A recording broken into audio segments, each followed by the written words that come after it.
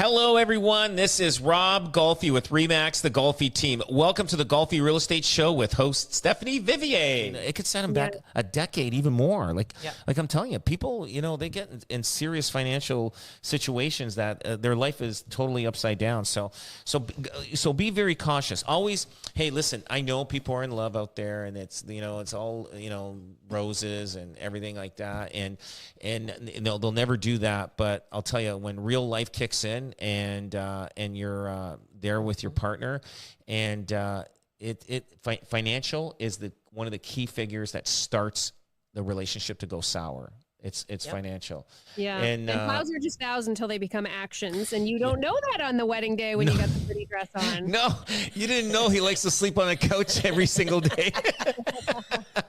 He goes, he didn't know that he didn't. You know, say, what's the matter? I thought you didn't see the guy when you moved it. Now, but now everybody does a test run.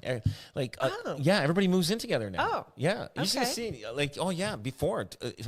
30 years ago, nobody. You went from your parents' house to your spouse. Now, all those grandparents now, the grandkids are moving in with their partners. You know what they say? They go, "It's good that they do that because everybody's doing it." Right. Oh my God. Well, and some of them say, "I wish I could have done that." I don't know if I'd be in the same situation. For sure. But you know what? It's like, but it's totally changed. People move in together first, and then they say, "Hey, you know what? Okay, yeah, I think I can take this one, or not, or not. I think I better do the midnight run with no paperwork. Midnight run, no paperwork. It's good to rent. It's good to rent first. It's good to rent first and have your partner sign the lease so you can get out whenever you want. You do the midnight run. All the wisdom you get here on the Golfi Show. You're not going to get it anywhere else. That's it. Yeah. Let's talk about the case, though, where mom and dad are putting down that down payment, and they also have an opinion about the house. What's your advice on that? Yeah, it gets a little tough because they're trying to protect their child. Yeah. And sometimes they overdo it, and they could end up losing the good house that they should have gotten. And then when they blow that deal, because it was the best house for them, the best price, the best everything, and the parent just kind of squashes that deal, and then you're still looking for another 2, 3, 4 months, and the parents don't look anymore. They just buy the house because they know they screwed it up big time, and the child will always throw it in their face. Yeah, that house was really good, mom and dad, but you kind of ruined that for us. And at every so you go through Easter, you go through Thanksgiving, Mother's Day, Father's Day. You're at and it says, please find a house for these kids. Please find a house because I really messed that one up. So parents, believe me, I get it. You want to make sure that the kids are buying the right house, but don't overprotect them, because that house that they brought you in that they're looking at buying is probably the right house. I get you. Look in the attic. Look at what the cost is. Show them the details. See if they can afford it. But do not squash the deal because it's got a crack on the floor in the basement. Every basement that you go to has hairline cracks or cracks on the concrete floor.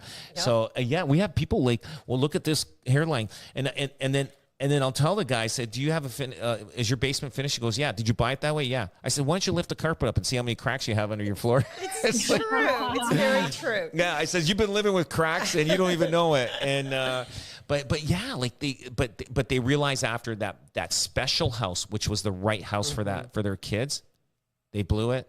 And then after that, the kids will say, I don't want you coming with me anymore, unless they're the ones that are giving the down payment. Then they're still in the game, So you have to be very careful. Yeah. Yeah.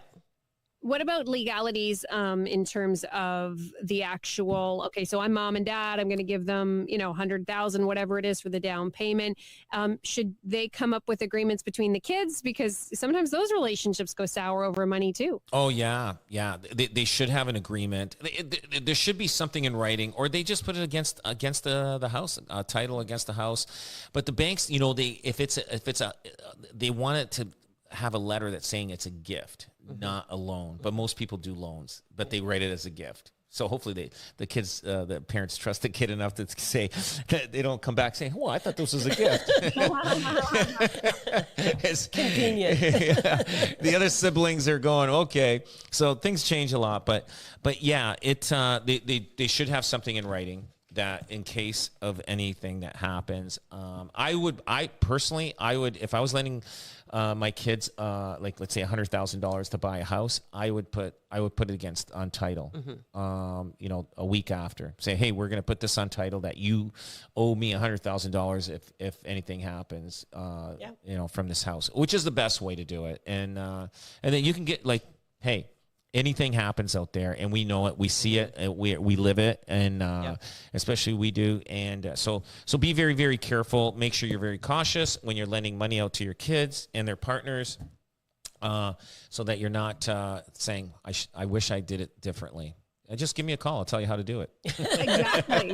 Yeah. Rob has those answers for you. Hey, let's talk about you. You started by telling us some of the stats, some positive things year over year, particularly happening here in Niagara. We are coming we're a few weeks off of those interest rate cuts. Are you guys picking up in terms of those phones ringing, those appointments being booked? Absolutely. Yeah. Things have picked up. They should have done that half point drop a month earlier, because it would have been really good for the housing and everybody else. But now, as we're getting in close to Christmas time, so you're going to see people kind of back off and looking at houses, but then you're going to see a heavy rush starting in middle of January, going into February, March.